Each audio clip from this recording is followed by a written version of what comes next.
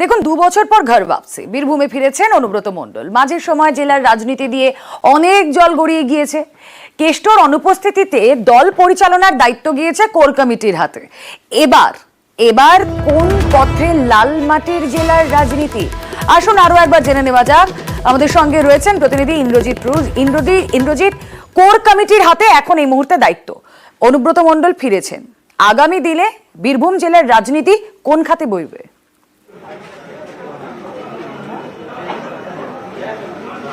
দেখো, এখনো পর্যন্ত যেটা তৃণমূলের অন্দরের খবর, যে এখনো কিন্তু অনুব্রত মণ্ডলের হাতে বীরভূমের যে ক্ষমতা দেওয়া ছিল, সেই ক্ষমতা কোন মুহূর্তে তার হাতে দেওয়া হবে না।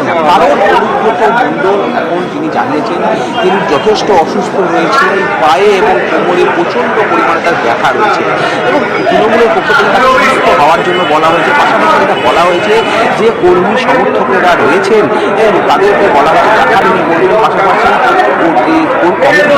কোর কমিটি বর্তমানে এখন জেলা চালাবে এবং পরবর্তী সময়ে হয়তো দুর্গাপুজোর পর তিনি হয়তো জেলার দায়িত্ব ফের নিজের হাতে তুলে নেবেন। যেমনটা কর্মীদেরকে তিনি জানাচ্ছেন, নেতাদেরকে তিনি জানাচ্ছেন জেলার পর জেলা সফরে বেরোবেন, পুজোর পর জেলা সফরে বেরোবেন। ঠিক তারপরই হয়তো অনুব্রত মণ্ডল আবারও মহিলা ফিরেন। পুজো পর্যন্ত তিনি অপেক্ষা করতে চাইছেন, পুজো পর্যন্ত তিনি সুস্থ। বেশ ইন্দ্রজিৎ, তুমি নজর রাখো, পরবর্তীতে আবারও যোগাযোগ করবো। দলের যা স্ট্যান্ড ছিল দল সেখানেই রয়েছে। যতক্ষণ না নতুন করে কোনো ঘোষণা হচ্ছে ততক্ষণ পর্যন্ত দলের আগের স্ট্যান্ডই থাকবে। গোটা বিষয়টাই দলের শীর্ষ নেতৃত্ব দেখছেন। বীরভূমকে টার্গেট করেছিল বিজেপি, অনুব্রত মণ্ডলকে অ্যারেস্টও করা হয়। পরবর্তীকালে দল সেই জায়গায় কিছু পদক্ষেপ, কিছু ব্যবস্থা নিয়েছেন। নির্বাচনেও অত্যন্ত ভালো ফল করেছে দল এবং বিজেপি ব্যর্থ হয়েছে। ফলে এখন এই পরিস্থিতিতে দলের নেতৃত্ব এই বিষয়ে সাংগঠনিক বিষয়গুলো দেখছেন। ছবি দেখছেন আপনারা। আজ রেস্তোরাঁ থেকে এই মেনু এসেছিল অনুব্রত মণ্ডলের জন্য।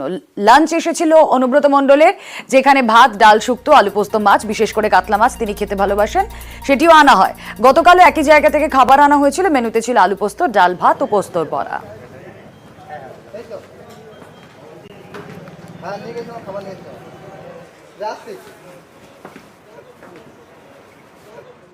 আলু পোস্ত আছে, ছেঁচড়া আছে, ভাত আছে, মুসুরির ডাল আছে, মাছ আছে।